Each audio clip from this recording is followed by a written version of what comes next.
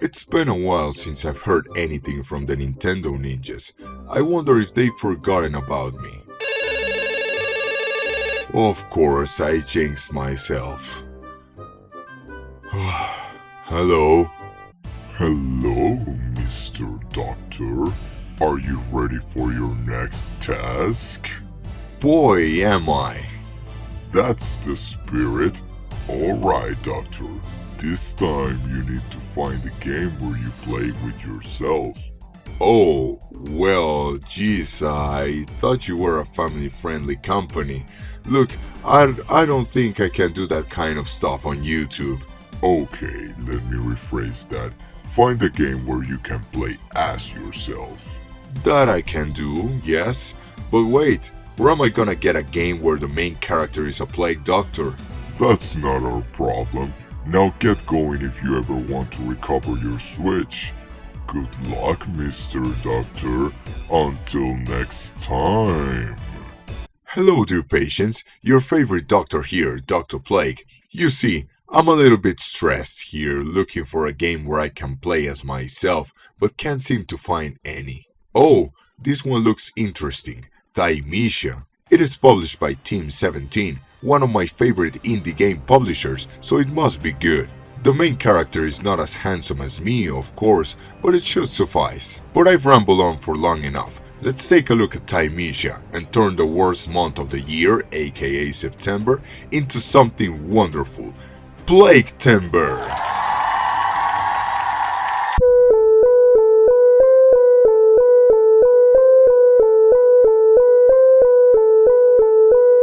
Let's begin by introducing the game a little bit.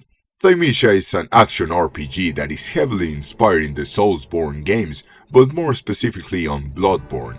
You take control of Corvus, an amnesiac alchemist who has to recover his memories by reading some notes and traversing different levels while slaying enemies. Before this game came out, the trailer showcased a very interesting game. The combat looked amazing and the locales looked dreary and run down.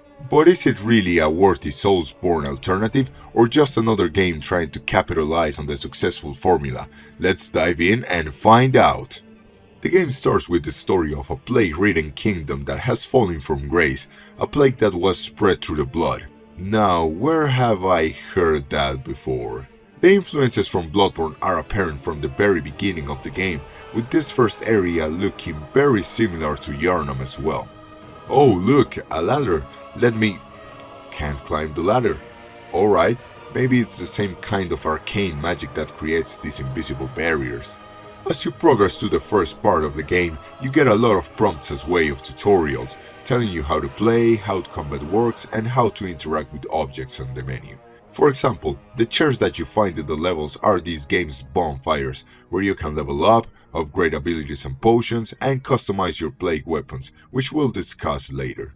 The combat in this game is just amazing and frenetic. You have your normal light attack and, instead of a strong attack, you perform a plague attack. You see, when you use your normal attack, you affect the white health bar of the enemies and uncover a green one, which is called wound damage. You can only damage this green health bar with plague attacks, and if you don't deal wound damage, the enemies can't recover their health. And yes, this applies for bosses as well. This is a great way to make the combat varied and avoid spamming the RB/R1 button. The game also has a parry system that is very similar to Sekiro, in the sense that every successful parry drains the white health bar, exposing the enemies to plague attacks and also preventing you from taking damage. There are also plague weapons, which are attacks that deal heavy wound damage and that you unlock and upgrade as you get the appropriate materials by killing enemies who use that specific type of weapon. These weapons have buffs and debuffs that increase as you upgrade them, which gives a little variety to your overall build. Okay, I have all the tools that I need in order to face everything the game throws at me, so let's go ahead and beat the first boss. Well, it surely looks impressive, but if I concentrate and... Oh, he one-shot me. Of course, this is the old switcheroo of a scripted battle that you have to lose, although I don't know if this one can be won with lots of effort and being a gaming god. Anyway, you get a cutscene and wake up in the game's main hub a la Hunter's Nightmare and talk to a child who tells you that you must restore your memory to brew a concoction that can restore peace in the kingdom. So, you get a level select menu where you can select your destination and the quest to take on. The first level, well, what can I say? This is totally Blighttown with a circus. You have all the convoluted padding. Ah, son of a bitch. Doors. This truly feels like home. The people in this level are also nice and warm. ¡Agárrenlo! But then you encounter the mini bosses. They don't have a huge health bar on top of the screens as normal bosses, but you know they are more than a normal mob because they hit like a truck and can take a lot of punishment. Given that the setting of this first level is a circus, of course we have a plague-infected clown mini-boss and a chick that throws knives. You keep exploring the level and getting lost. I have no idea how to return to where I was, until you finally arrive at an elevator that takes you to the first boss, Odor, the ringmaster of the circus, and boy, was this an early roadblock. You know how you play aggressively in Bloodborne and dodge like a master? Well, forget about that, you're not beating this boss unless you master the parry system of the game. This boss is very aggressive and barely gives you a single second to breathe. He attacks constantly and quickly, so trying to dodge his attacks will lead you to an early grave. The best way to beat this boss is just to learn the attack pattern, master the parry, and then blow all your plague attacks on him.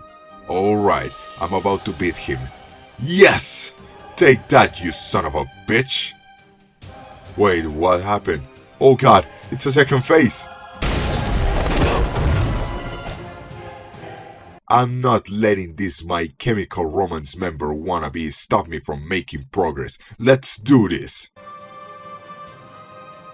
Come on! Yes! Now let me advance with the rest of the game. So, after finishing the first level, you can either advance to the next one or keep playing the first level to do some sub-quests, which are basically exploring the level again in some different zones in order to collect something or just arrive at a determinate point. The first level has 2 sub-quests, and then after you finish them, you face a gimmick environmental boss that dies in one hit when you finish the level. Guess it's now time to go to level 2. Wait, what is this? Mutated odor? This must be a buffed up version of the first boss. Let's go for it. If I beat him once, I can totally beat him again.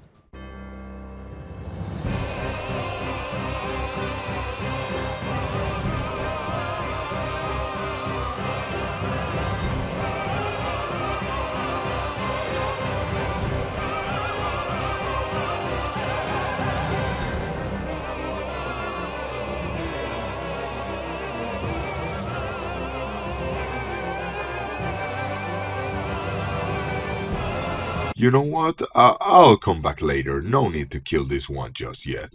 The second level sees you traverse a garden full of blood, and instead of killing deformed villagers, now you have to face some living scarecrows. Overall, this level is more fun to explore and is less of a maze than the previous one. Eventually you make it to the boss and you come face to face with a huge mutated bat, which is actually foreshadowed by some of the memories you collect through the level. This boss is a nice break from all the other enemies in the game so far, given that it's not a humanoid with lightning fast moves, but a huge beast with heavy blows. Contrary to what you might think, all these attacks are parryable, and you feel more in control of the fight once you pin down the attack pattern. There we go baby, second try! Once again, after killing the boss you get 2 other missions and then come face to face with a gigantic worm made out of rock. It appears to actually have a second phase, but its second health bar is just a one-hit KO kind of thing. After our encounter with our rocky friend, it's time to go to the final level, Hermes Castle. Wait, what do you mean final level? Well, it is exactly that. The game only has 3 levels that you visit various times to do some sub-quests and fight another boss. The final level takes you to the very beginning zone, the one from the tutorial, only now you have the full power of your abilities to kick ass. The knights scattered around the area shouldn't be a problem if you master the parry mechanic. And then, at the end of the area, waiting for you, is the fucker that obliterates you in the beginning of the game. This is it.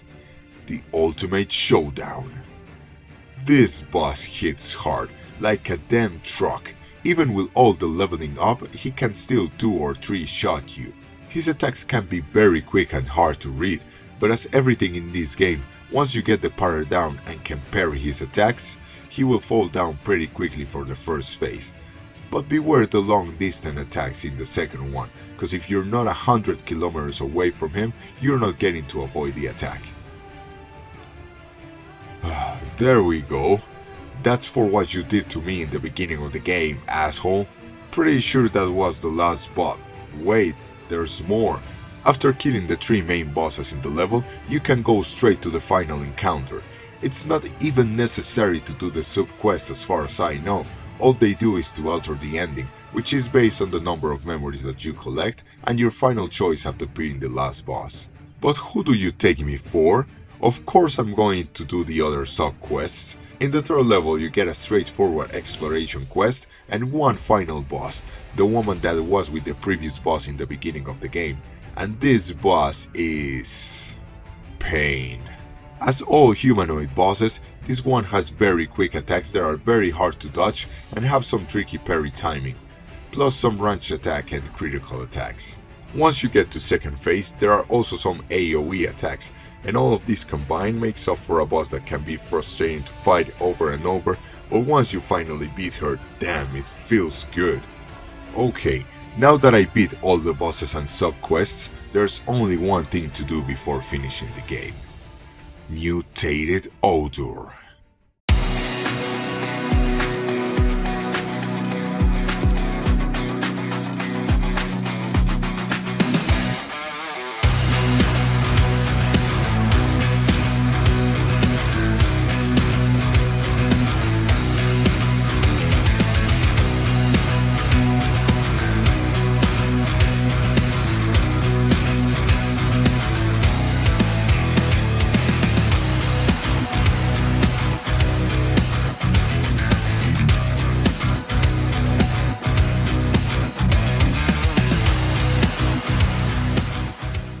And now on to the final boss. You fight the final boss in a giant bird cage, and turns out that in order to finish the game, you have to beat yourself.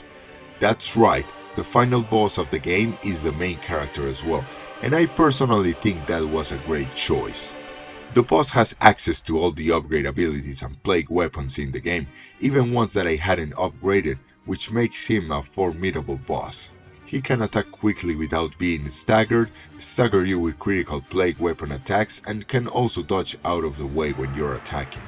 Learning your own attack speed and combos is essential in order to get the parry timings correctly, otherwise you will be staggered to death. The first phase is simple enough once you get the hang of it, but you have to be careful in the second phase, given that the boss starts using more critical attacks that can obliterate you if you're not careful. After many attempts, I was finally able to overcome myself and beat the game. After beating the final boss, you get a choice about making a concoction to save the kingdom, and... well, I have no idea what to do. I'll just choose this, and I'm not sure, is this a good or a bad ending? It's an ending, that's enough. So that was Thymesia, ladies and gentlemen, and what do I think of the game? To be honest, I ended up with a less positive opinion than what I thought it would be. The amount of content offered by the game is not very extensive. It took me around 8 hours to beat the game while doing all the sub-quests and sucking at the game. Some of the upgrades are very useful, like quick dodging, attack combos, increased parry damage, but other aspects feel underdeveloped. Also, while the plague weapons are a very cool idea for customization and variety, some of them are obtained from bosses, which means that you have to kill the boss over and over and over again if you want to fully upgrade them, like killing mutated odor multiple times to upgrade the tentacles, one of the best plague weapons in the game. To be honest, I only expect this level of grinding from Monster Hunter games. However, not everything is negative. The bosses are good, the combat is exhilarating, and quite honestly, the best part of the game, the mechanics are good, and overall the game is fun to play. For our first Plaguetember, this was more than functional, even though I can't completely recommend it unless you are a Plague enthusiast like me. This has been all for today, my patients. I hope you've enjoyed this journey to a plague-ridden kingdom. Did you have a different experience with the game? Are there any others that you can recommend for future Plague Timbers? Let me know in the comments below. And remember, one game a day keeps the Plague Doctor away. See ya! Let's see what else can I find about this guy. Arachnophobia? No, that's too obvious. And he already made a video about that. What else? Oh, that... Oh, ho, ho. Now this is interesting. For your next task, prepare for the video of your nightmares. No one messes around with the Nintendo ninjas. No one.